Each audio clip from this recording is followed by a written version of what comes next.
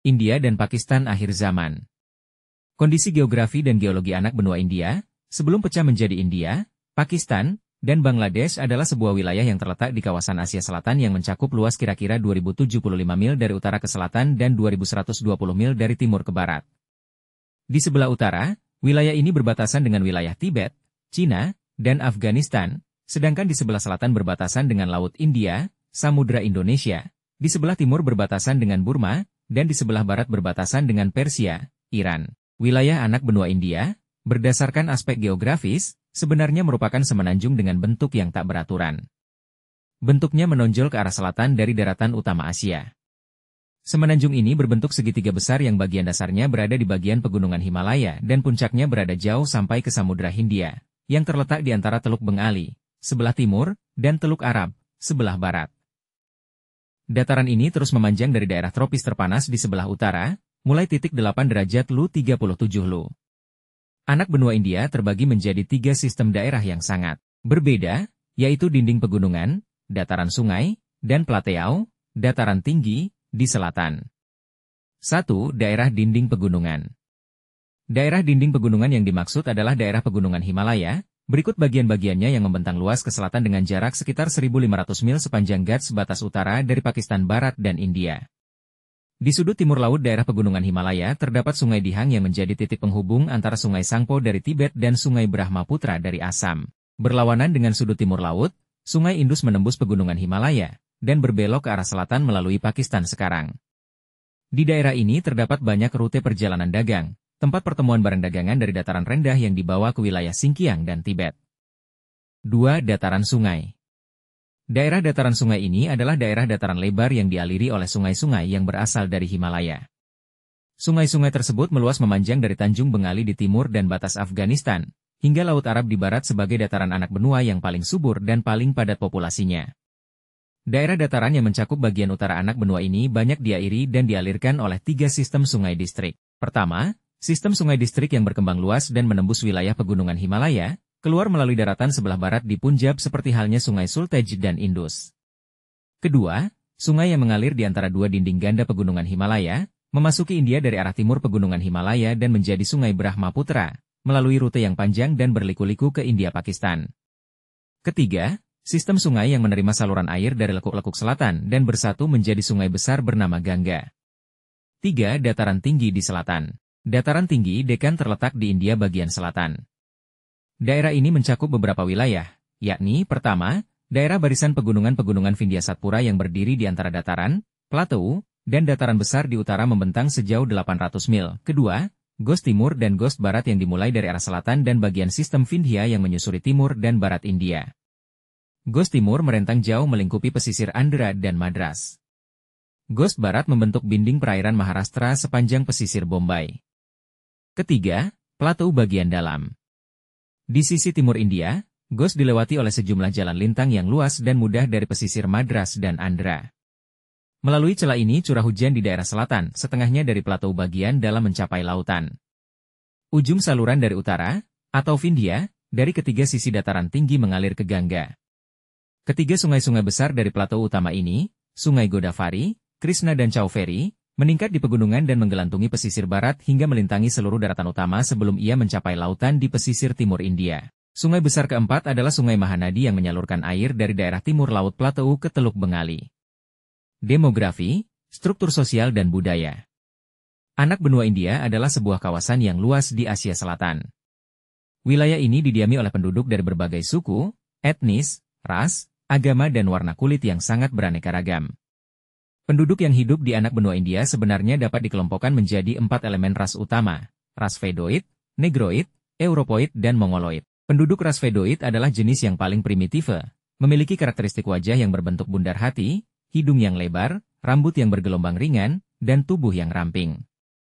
Penduduk ras ini direpresentasikan oleh suku-suku yang hidup di hutan-hutan di seluruh India Tengah. Keberadaan penduduk ras Negroid dengan rambut keriting dan populasi kulit yang sangat gelap sering ditemukan sebagai anggota suku aborigin. Di kota-kota besar peradaban Indus, ras berkepala lonjong yang merupakan ras Europoid menjadi dominan di banyak tempat di India Utara dan India Selatan. Sementara penduduk ras Mongoloid yang berinteraksi dengan barat sudah lama mendominasi daerah Himalaya, dataran tinggi Assam, dan Chittagong. Ras Paleo-Mongoloid bisa ditemukan di antara suku-suku Naga, Abor, Hasi dan Garo, sedangkan ras Mongoloid yang sangat khusus berhubungan dengan penduduk terdapat di Tibet, Bhutan, Sikkim, dan Nepal. Keadaan lingkungan dan ekonomi di setiap daerah di wilayah anak benua India menunjukkan ketidakseragaman. Keadaan ini memberi pengaruh yang sangat kuat terhadap struktur sosial populasi kesukuan antara masyarakat petani Hindu dan Muslim. Pengaruh di antara satu dan lainnya itu menunjukkan perbedaan-perbedaan yang sangat fundamental. Perbedaan-perbedaan tersebut dapat ditemukan dalam sistem kekerabatan, peraturan pernikahan dan hukum pewarisan, baik dalam kehidupan sosial masyarakat petani Muslim maupun Hindu. Namun, pola perkampungan, bentuk rumah, pakaian dan makanan yang biasa dimakan ditemukan adanya persamaan di antara keduanya. Persamaan ini tidak memandang perbedaan kasta, agama, dan kelompok etnis. Perbedaan ras dan linguistik yang ditemui di anak benua India menunjukkan adanya klasifikasi dari berbagai pola-pola kultural yang biasa ditemukan. Pola kultural tersebut mengikuti banyak kriteria tingkat ekonomi yang meyakinkan. Di tingkat yang paling rendah, ada suku-suku hutan yang semi-nomaden yang hidup utamanya berasal dari kehidupan liar di hutan yang banyak menghasilkan umbi-umbian, akar-akaran, buah beri dan madu, serta daging dari hewan-hewan buruan. Representasi dari tingkat kultural ini adalah suku Malapantaram, Kedah, dan Chenchu. Mereka adalah etnis pengumpul makanan di daerah Cheng, Nepal. Jumlah seluruhnya dari suku ini sangat sedikit.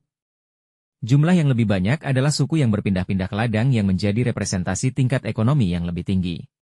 Sebagian besar dari suku ini tinggal di daerah-daerah lereng dan hutan. Mereka menggarap pertanian yang primitif, menebang dan membakar hutan, lalu menanam padi-padian. Ini bisa ditemui di Kerala, Andhra Pradesh, Madhya Pradesh dan Orissa. Ladang berpindah menggunakan metode berkebun yang lebih maju bisa ditemukan di bukit-bukit Assam. Sebagian suku-suku perbukitan di Assam seperti Angami Naga dan Apatani berhasil mengembangkan penanaman padi dalam konstruksi ladang luas berpetak yang diirigasi. Sebagian tempat di Balukistan, hampir setengah populasi penduduknya hidup nomaden. Beberapa kelompok suku biasanya tinggal di tenda-tenda darurat, dan terbiasa mengembara ke seluruh negeri dalam waktu yang lama. Sebagian populasi lainnya berpindah-pindah di dalam lingkaran yang lebih kecil. Mereka menggembalakan ternak unta dan domba di bukit-bukit selama musim semi dan panas. Pada musim salju, mereka kembali ke lingkungan mereka di desa-desa yang permanen. Kondisi sosial keagamaan. Sejak 600 sebelum Masehi, ajaran agama Hindu dengan aturan-aturan kastanya sudah banyak digunakan di lenga masyarakat anak benua India. Hingga awal abad 20, keberadaan agama Hindu di India sudah mencapai usia 2400 tahun. Tidak lama setelah berkembangnya agama Hindu, di India pun muncul ajaran baru yang dibawa oleh Siddhartha Gautama, seorang anak raja Kapilawastu, pada 500 sebelum Masehi. Ajaran agama baru ini dikenal dengan nama Buddha. Wilayah yang telah menerima pengaruh agama Buddha adalah Burma, Thailand, Kamboja, Annam, dan Indonesia.